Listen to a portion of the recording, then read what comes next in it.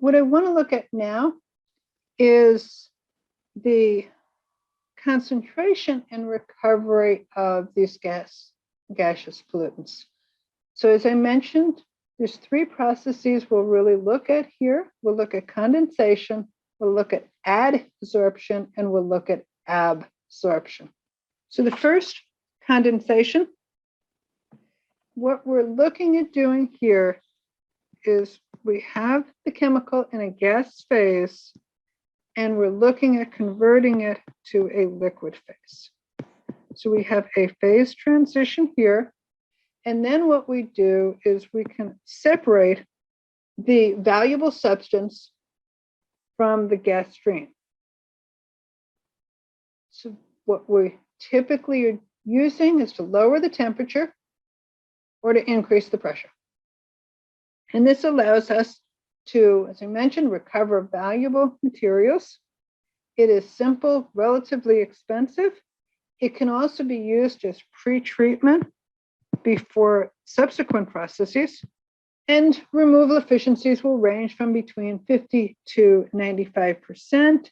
This depends on the composition of the stream, the vapor pressure of the chemicals that you are trying to recover, the size and type of the phase separator. So this is a simplified schematic for the removal of toluene from a gas stream.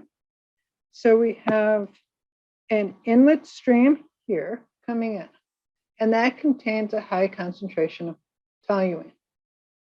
What we then do is we're passing that across some cold surface or contacting it with a cold liquid. We end up with droplets of toluene.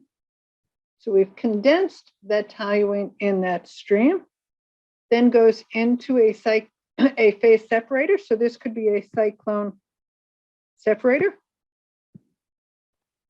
So we're separating those droplets of toluene from the gas stream, and we have a recovered liquid toluene, and we have a gas stream that contains now only 50 parts per million of toluene.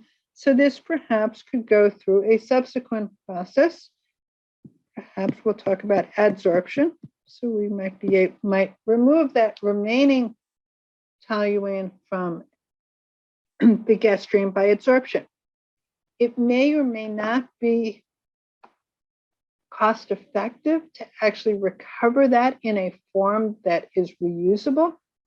It varies very much on the cost of the chemical that you're removing and you're trying to concentrate, and the concentrations or masses that you're recovering. But in doing this, we can recover, as you see here, about 90% of the toluene. In terms of condensers, we have essentially two different types. We have a contact condenser where we have the gas stream coming in here. We have a liquid stream, and what that liquid stream is cold. We're condensing, in case of toluene, we'd be condensing the toluene by the direct contact with the water. And then we end up with liquid toluene in the water phase, which we then need to separate and clean gas out the top. So we can use spray towers, we can use water jet injectors, we can use the sieve scrubbers that we've talked about. Basically, it's a wet scrubber, but what you're doing here is you're using a cold liquid to condense your organic. We can also use a surface condenser, and here, again, we have gas flowing in. So we've got gas coming in, but that gas passes across a condensing coil. So we have a cold fluid inside the coil. The gas stream doesn't come in contact with the coil, but it cools it and again condenses it so it can be collected.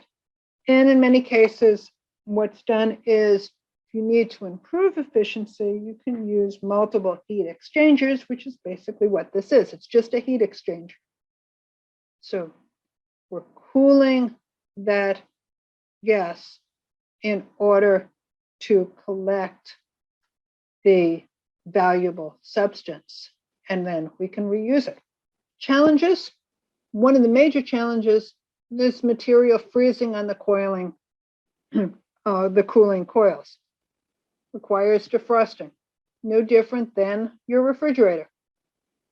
The moisture condenses, freezes on the cooling coils, and most refrigerators now are self-defrosting. But when I was growing up, that wasn't the case, and you actually had to take everything out, and you actually had to defrost the freezer. Otherwise, your freezer was just completely coated with ice. Essentially the same thing. Okay, so, and this problem occurs when you need high efficiencies and the temperature is less than the freezing point of the material.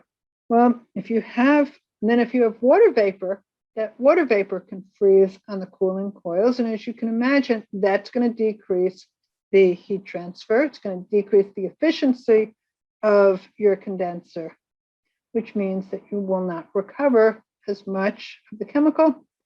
And your effluent stream contains high concentrations of the chemical, potentially exceeding permit regulations. Another problem is that the clean gas is very cold. This requires high energy consumption, and you're essentially wasting energy because you're chilling that gas, but you don't need it. You don't necessarily want it chilled. You may need to heat up that liquid in order to reuse it. Another issue is you're concentrating your chemicals.